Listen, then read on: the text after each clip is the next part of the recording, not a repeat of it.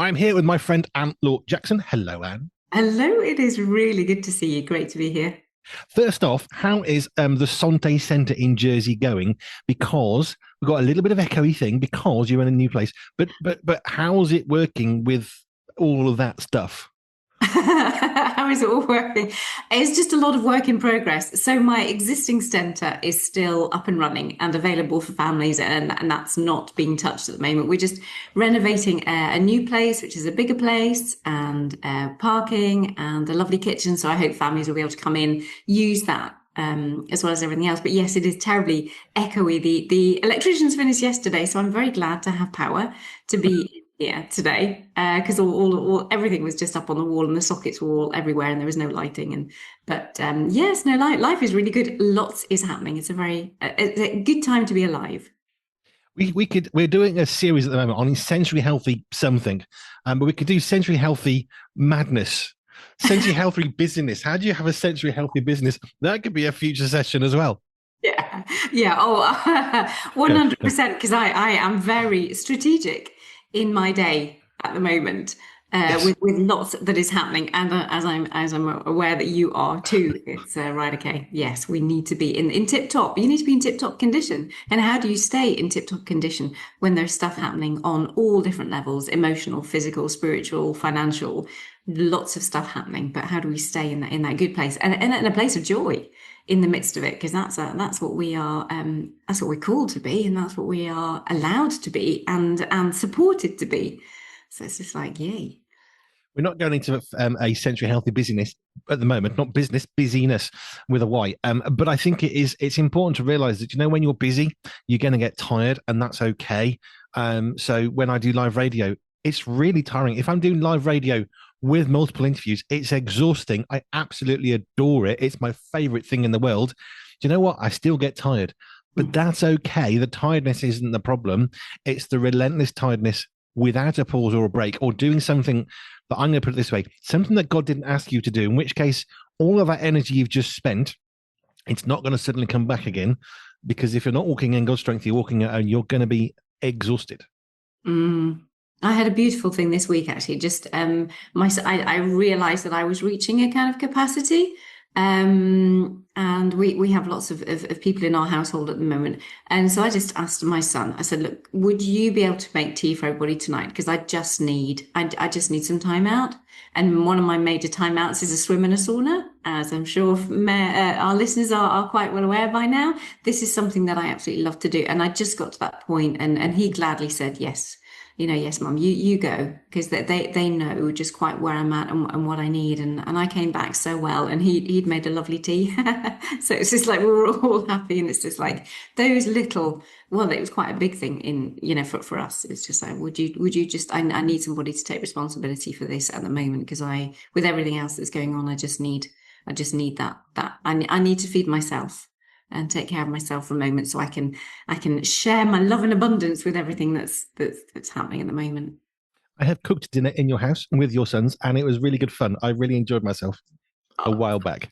a while back. They're great. Right. Now, we have been looking at sensory healthy stuff. So we've done a healthy sensory. I've got a complete blank on everything that was in my head has just gone spinging out. We've done offices. Do we do that one? We have talked that we might do. There's been elements because we're always chatting and Yeah. things just come up and we just kind of like go off with it. So yeah, there's been a bit of offices and there's been a bit of Oh, circus. oh yeah, circus is coming for sure because I Yeah. have just been. There we are. But we want to talk about a sensory healthy festival because summer, it's festivals, conferences, festivals. We'll use the word festival. Also, because very exciting, I can finally talk about the Pure Family Festival, which launches in 2026. I have been waiting for months to talk about. I know you know all about this, but I have been sitting trying only ever to talk about Project 7, which is our cover name, it's our code name. And then we are actually now allowed to talk about it, which is very exciting. Oh, I am so excited for you. I like really and so excited to be there. Like it is in the diary. It is like 2026. Yes, this is going to be Yes. something Let special. me get the date right and the website because I've had to obfuscate the truth for so long to try and be a little bit careful. So this is www.purefamilyfestival.com. purefamilyfestival.com, which happens the very, very first one on the 1st to the 4th of May, 2026 at Adventure Plus in Oxfordshire, England. It's so exciting. But it means we can have a really good conversation because you're going to be involved in this anyway. But because I know of you, I thought, well, how do we approach the festival? Because there's loads of festivals around. Some are very successful, some are very, very loud. This is aimed at creating space for families just to be. That's, even as I say that, I think, oh, I'm looking forward to this. Less so the organization, but that's the idea of the festival. Because as a family, I mean, you've got a busy season at the moment, so have we. You've described how you sort of reach, I'm going to use the word critical mass of mental capacity is how I would phrase it, because there's a point at which your brain just goes, nuh-uh, I'm done. See ya.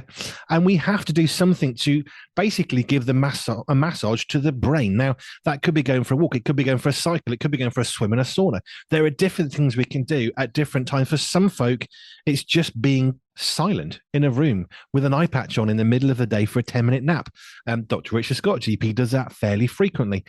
But there are all these different things that come and go. But festivals can be people's nightmare and they can be people's heavenly place, which is why we've gone for a family festival that hopefully, God willing, simply creates opportunities for the whole family to be together in a place where they can be together and just to be.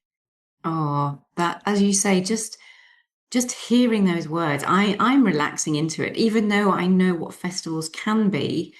The fact that this is going to have some different elements to it, a different focus, or a very much a thought through focus. I mean, we have a lot to discuss between now and then as to how we can make it the sensory healthiest possible. And we're only just starting that journey just because it's all coming together.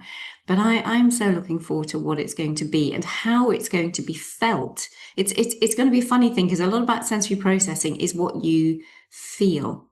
It's not about what you're thinking. It's not how your brain is fed with the mental stimulation. It is about how your brain and your body are fed with the sensory input, which you can't always put your finger on, but you know when you feel good. And that's what it's about. Sensory integration and sensory health is about feeling good, about feeling calm, coordinated, content, confident. And we want people to be relaxed and happy to be as family. And if you've got children with additional needs in particular, or adults or siblings or aunts and uncles with additional needs, that they are going to be as welcomed and as relaxed and as supported as we can practically do so over that time. Because it is just, we want folks to come and just to be and enjoy being together and enjoy being with one another. My very, very first festival since I was about 15, so 3 decades ago, was Big Church Festival last year, which I know you came to with some of your family as well. And for me, it's amazing. It's 30,000 people in a field in the south of England, and it was great. My first festival for 3 decades, and I loved every second of it. I still came home and thought, got my own toilet. I can wash my hands when I want to with running water. I've got a clean towel. And there are things that we miss, but I couldn't wait to go back because it was brilliant fun. But if people are listening to this thinking, well, we can be ourselves in our garden at home. Yeah, but are you? Do you ever actually do that? No, because we have to actually make a deliberate effort. Like you said about how your brain has sort of come to a point of, do you know, my whole body, I just need to go and do something for me. So you went off and had your swim in your sauna, and that's your way of kind of switching off, switching out, I suppose, in a sense. But we have to actually make the effort, because we don't just relax. There's passive resting where we just don't do something. There's some great stuff.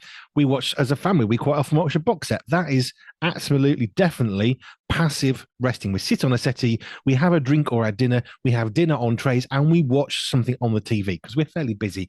That's our passive resting as a family. But one of the things that we don't do great at as a family, because we work together, live together, rest together, we're not so good at active resting. And that's where I'm hoping that this festival, Pure Family Festival, won't just be a place that you can just be, but you will deliberately want to be in order as a family to have some active resting, which isn't about rock climbing, swimming and running. It's about dedicated time.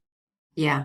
And if people are traveling, which is the only thing that people that has the potential to be more stressful. We could talk about how to help the actual journey too, because that's, you can have the most amazing time when you're there, but then you've got the journey too, and you've got the journey after. And sometimes you can feel that the stress involved in going somewhere is just counters the good that can happen. So we want, when we're considering festival, it's just like how, from leaving the door or even preparing before you even go, what are all the different steps that we want to help you to consider, so that the whole experience can be as refreshing as possible. Because festivals can be very stressful. They can be wonderfully liberating and refreshing, and we can enjoy music. If it's a music festival, if it's a rock climbing festival, then we're going to go on some rocks and climb some rocks. But it doesn't really matter about the activities, if you like, want to put it that way.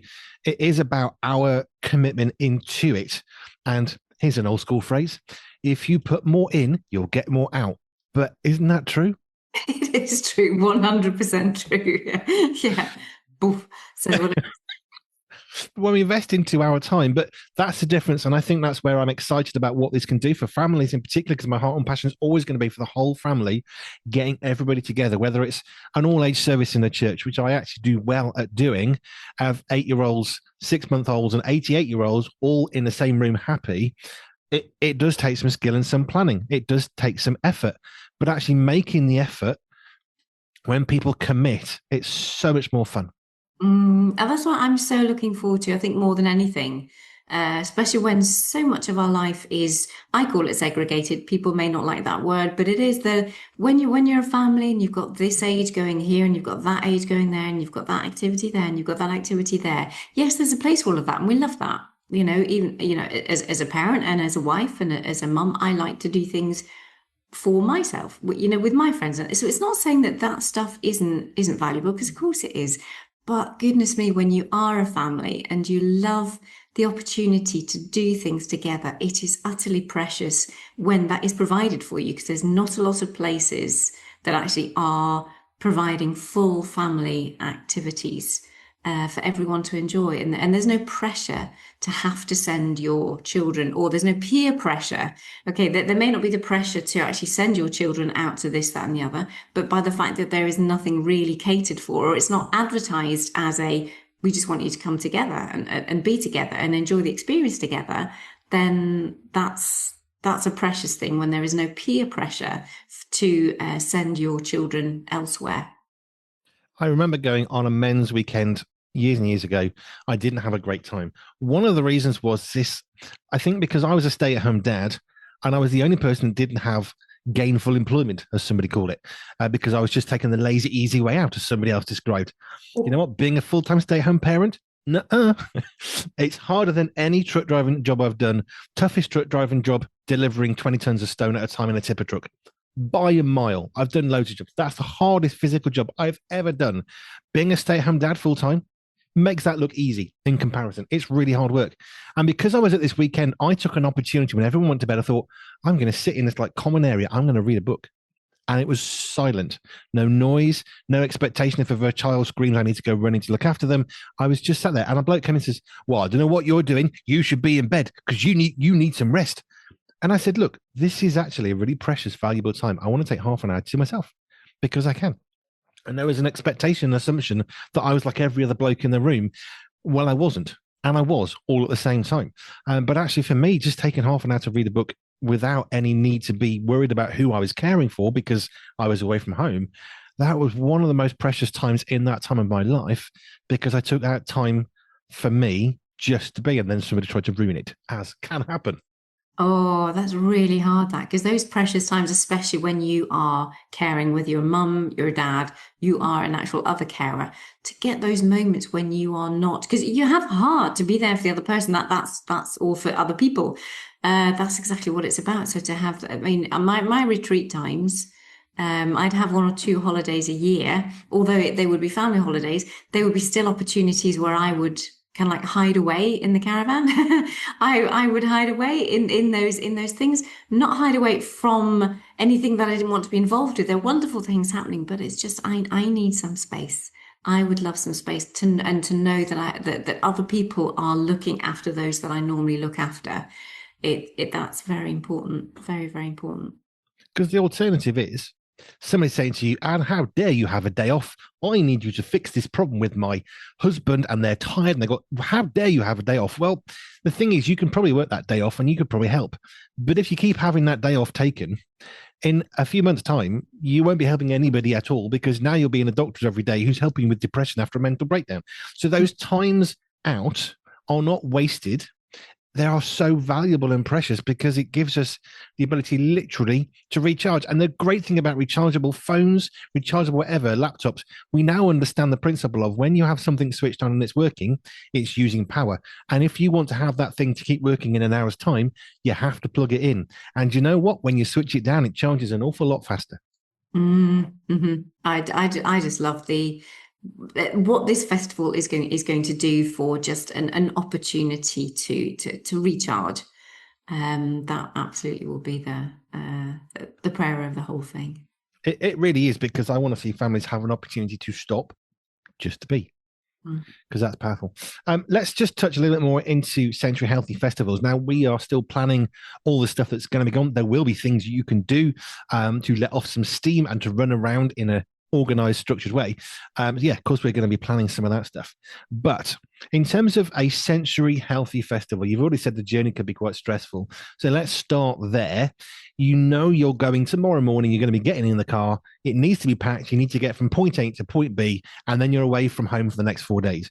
How do we best prepare ourselves specifically for a long weekend? Because this is 4 days, for a long weekend somewhere we're not familiar with. It's not our home. How do we best prepare ourselves and our family sensory health wise?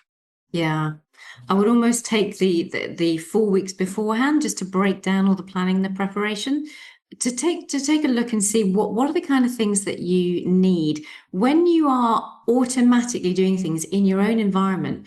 You realize or you're not conscious until you pay attention to the times that you need to sit in front of the TV and just veg.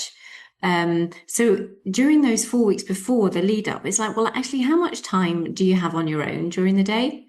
How much time do you have with others? How much time do you spend conversing? Do you have any quiet time, which means there's no noise?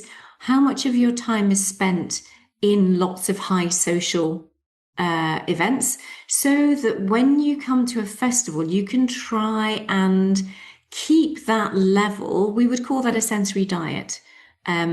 Keep that level of activity in a way that you have automatically adjusted to, and hopefully have got a right sensory diet for yourself. If you're not stressed at home, if you're not depressed, or if you're not anxious, or, if you're in a good place at home, really pay attention. I have a weekly timetable that I split into like half-hour slots to help families and to help people reflect on what what a week looks like for them, so that we can have a baseline for them to actually pay attention and to be very conscious of what their life looks like as far as their sensory needs are concerned. How much time they spend outside in daylight, how much time they listen to music, how much time they whatever. So those weeks leading up to it, take note of what you are doing on pretty much on a half-hour basis. How much time are you sitting? How much time are you walking? So that we can factor those things. You can bring that information into your festival day, and even break up your car journeys if you know that you're used to sitting at a screen for 2 hours and the rest of your family are quite able to do that too. Well, then you can drive for a couple of hours.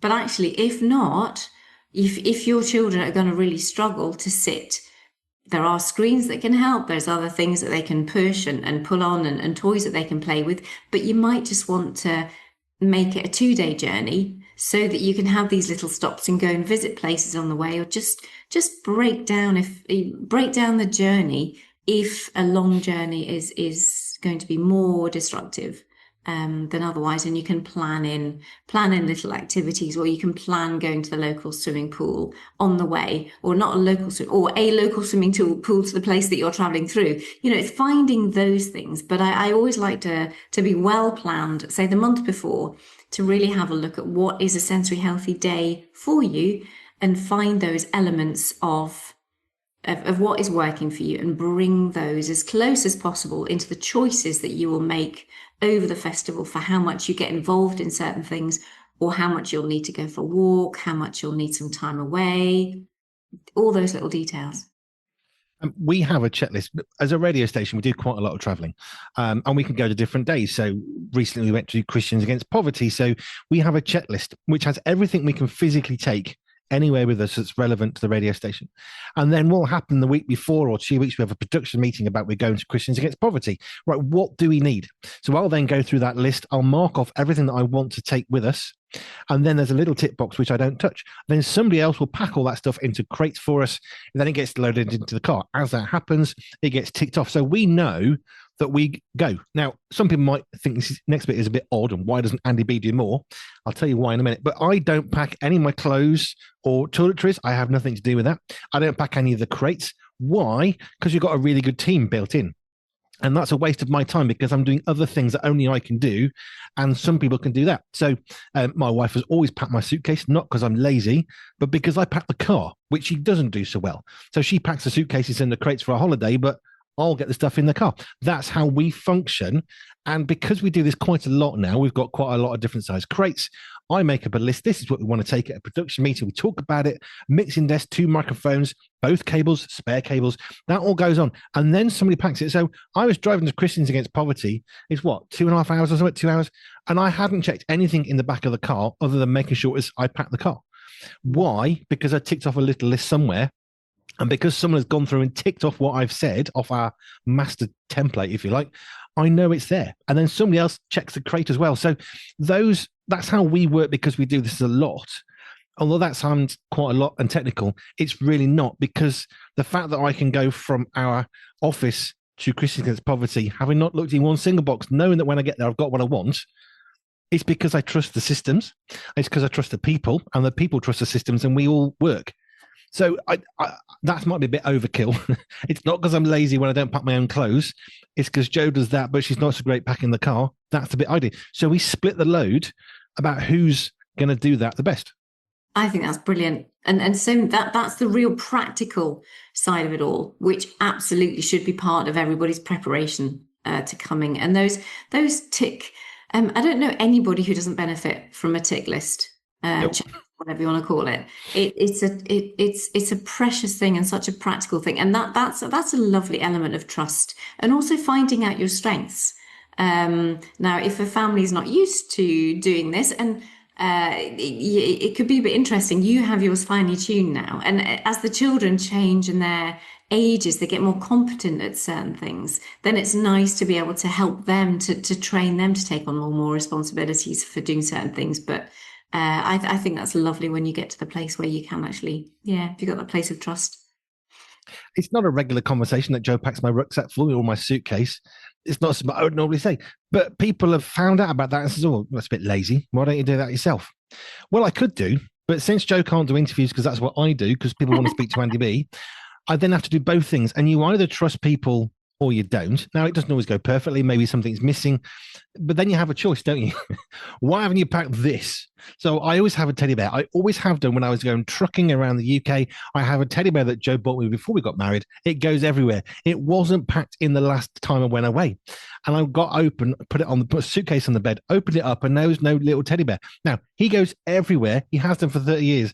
My wife didn't deliberately, maliciously not put it in. I wasn't angry or upset or, thrown a strop. It was just, it's not there. Okay, I'm sure that was, and she said, I'm so sorry, I forgot. And that happens. But that's because I've got a fairly good balanced sensory health integration of my systems. If I didn't, and that teddy bear was missing, all of a sudden, for me personally, that could have then become a huge issue. Yeah, it could absolutely. And that's where our families are going out. And if there's a favorite blanket or something, most families will buy 2 or 3 of the same thing if they know that their child has got done that. Yeah. So it's just like, oh no, and then you wash it and it changes, and Hmm. yeah, quite a few like little, well, yeah, sensory stresses along the way, but it's yeah, trying to find for the sake of something that is lost. Even if you can't find the same teddy or find a blanket, try and build in over the next year or before you know you're going away to find something else that is a comfort toy or a comfort blanket, for want of a better word. I mean, they're beautiful sensory experiences, but there's lots of layers as to why these things are important for some people. Now, I think for Joe, that was not the most important thing. Clean pair of underwear probably matters more. That was definitely there. The teddy bear, yeah, it's gone everywhere. But you know what? It's not the end of the world. I'm not going to have a strop about it because it's just a teddy bear and I can survive. However, charger for the mobile phone, that was in because that becomes even more critical because specifically of what I do. Making sure the mixing desk is in there and my laptop with a charger, that was all sorted. Because people will forget things, but the most important stuff is to get from where you are safely to where you're going. But I like what you're saying about the fact that when you're going to a festival, don't just arrive at the festival, build up to the festival over a nice long period of time so it's gentle. So when you're actually arriving at the place, you're ready to go, not just because you know the car was packed well. Yeah, we're fairly efficient, but we travel loads of places with different sort of needs and requirements. So yeah, okay, of course we're going to be quite good at that by now. But you don't have to be as experienced as us to have a really good time of packing the car because it either becomes the chore that you hate, chuck it in the car, don't want to do this, or it can be a fun exercise.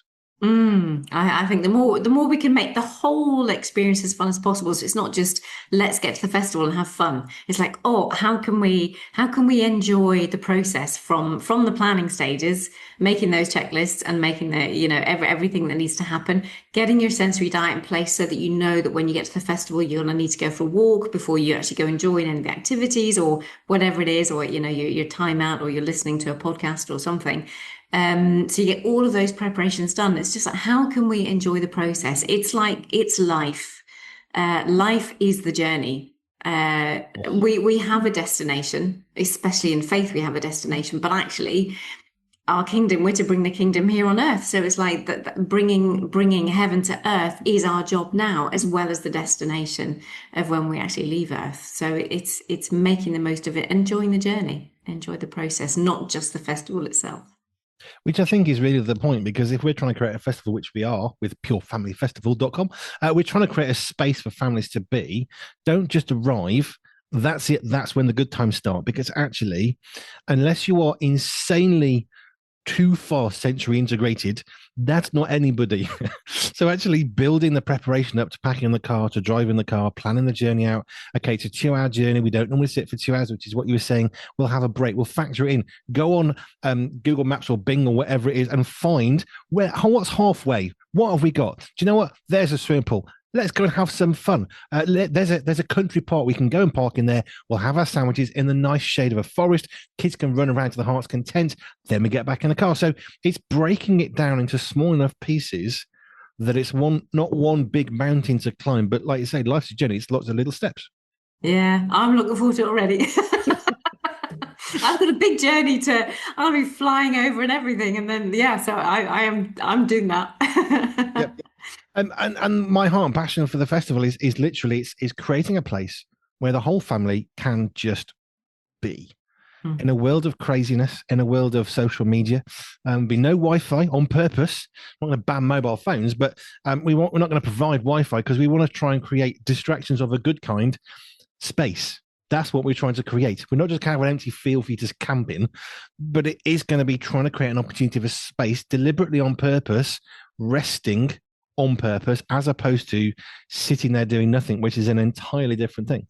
Yeah, because I can just imagine with you even saying that just now, the number of parents that are going to go, no Wi-Fi, what am I going to do? Because the screens are a mental health saver for so many families. Yep. And it's just like, I will do my utmost to work with companies that are in the UK to provide things for the festival so that there is a space, that there are things to do that are really healthy sensory wise and that your children will love, and that you will not feel absolutely panicked of thinking that there is no Wi-Fi. We will do our utmost to make sure that there are things to avoid, so that we don't get to the overwhelm in the first place, and make things as best we can to provide really, really healthy sensory experiences so that the whole family feels good over that time and not dependent on a screen. Obviously, you can download certain things, and that'll be helpful. But yeah. Do not fret, and if there's anybody who went into a sudden panic there, let's bring those arousal levels down, stress levels. That it will be a beautiful thing. Yes, just be clear. We're not banning digital devices. We're just not providing Wi-Fi. We're providing other things. Just be very clear. Because I can imagine some parents are now sweat beads coming down. But that's the whole point. It's creating an opportunity. And here's the other thing I want to talk about. When we go to a festival, it's not what we do normally. Unless you're working in a restaurant chain that only goes to festivals for 9 months a year, going to festivals is not routine for most of us, or conferences or what have you. So you're in a different environment. One of the great things, and we've made advantage of this when we moved house, for example, all the routines you've normally got are gone. It doesn't matter how much you prepare. We take crates with organised. We've got a sheet on it. We know what's in each box. When it comes back, I can promise you now it ain't in the same box, because I find a box and chuck something in it. So it goes out neat and ordered, and it does not come back the same way. I can promise you, as good as we are. So one of the jobs, we get back to the office, we tip all the crates out and we put things back where they're supposed to be, because you can prepare nice and gently. But when you want to finish, you're just going to chuck it in a box, chuck it in a car and go. And that's why we don't overpack our crates. Little top tip: don't overpack stuff, because if you leave little gaps in things, just enough, it doesn't matter what goes back in afterwards. Little top tip. But yeah, we break the routines up.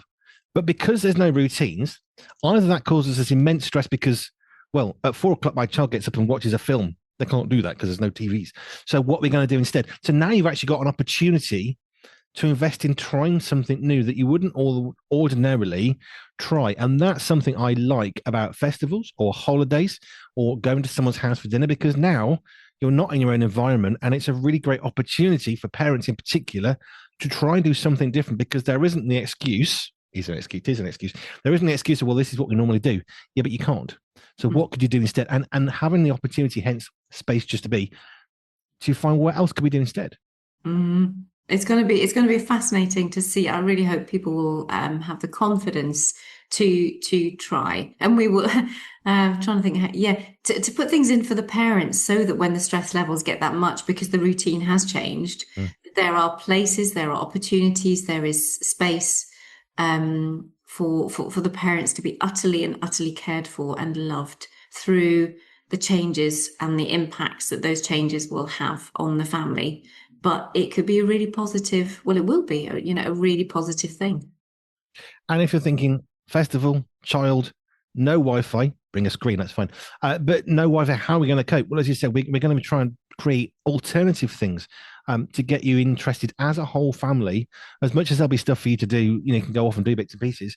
The whole point is to create also moments that anchors your family in a position of being together, which is honestly, it's priceless. I spend every day with my entire family. There's 5 of us. We live in the same house. We work on the same projects with Pure Radio and the magazine and the festival. That is our life. So we are a little different to many, because we literally spend every day living and working and resting together. But we're trying to create something of that, one tiny portion, where we create that opportunity to be as a family, so that you can just be together in a very different environment that will be very relaxed and very comfortable and very safe. That's everything we're going to create. That's almost the boring bit, where of course it's going to be comfortable and safe, otherwise you wouldn't want to come back. But actually on top of that, we've got people like you who can say, okay, let's look at the sensory health. And my absolute prayer and heart and passion is that families come back having rested, which isn't necessarily always the way. They're closer together, which a lot of festivals aren't necessarily going to try and do. I think segregation, it's not a nice word, but it's the right word. Most of the time, children over here, adults over there. Oh, you're a teenager, go over here. That's fine in some contexts, perhaps, although I would always try and say, let's get the family together always. That's my personal thing. I work and live with my family, so, we're a little different. But actually trying to create opportunities where family can just grow in an opportunity, because there's so much noise that crowds around us, times of busyness, times of stress. And that's why we're trying to create a different space that's not like anybody else is trying to do, in order for people's sensory health, the sensory health of as a family, not just an individual, can be healed, refreshed, renewed, reinvigorated. Yeah. And I think with coming, if I'd have had this when I was, a young mum, it would have been absolutely precious. But now I'm at the stage where my boys they're all independent now. So that gives me the time. I'm really looking forward to coming and just being and supporting families where I can, with everything that I know, and hopefully all the things that we can put in place.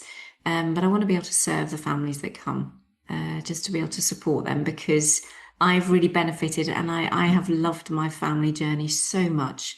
But as I say, they'll all be in different places, and one in America and one in the UK and one married, and we're all like families grow up, and that's the thing, and that's the whole point. You help them to get have wings, not Red Bull, but just they just fly. But it's but so to be able to go back and help younger families, or families whose children haven't moved home because actually moved out, because not everybody is able to do that either. So it's enjoying those older family relationships for those who are still as households together, or want to come together and bring the auntie and the uncle and the grandparents and whoever, so that you can have that united family experience. So yeah, I suppose it's like, watch this space. It's going to be wow. And the first one. It is really exciting. I know some of the things that we might be doing, which I'm not going to say yet. And it excites me that over all of that, and I'm not saying this because you're sitting here, I'm really excited that we're going to be able to approach this from the perspective of sensory health. So if you're, I'm trying to think of a few examples. If your child's got autism, okay, we can work with that. We're actually going to have stuff that's going to be aimed to help you better integrate into all the stuff that's going around you. Because I remember what it was like when I worked at an additional needs school. The parents looked forward every year to the school taking their children for holidays so they could find a normal holiday, as they would call it. Because where do you take a child that's got massive issues in a wheelchair? It's really complicated. Well, we actually gave the opportunity for the families to have what they classed as a normal holiday. That's their words.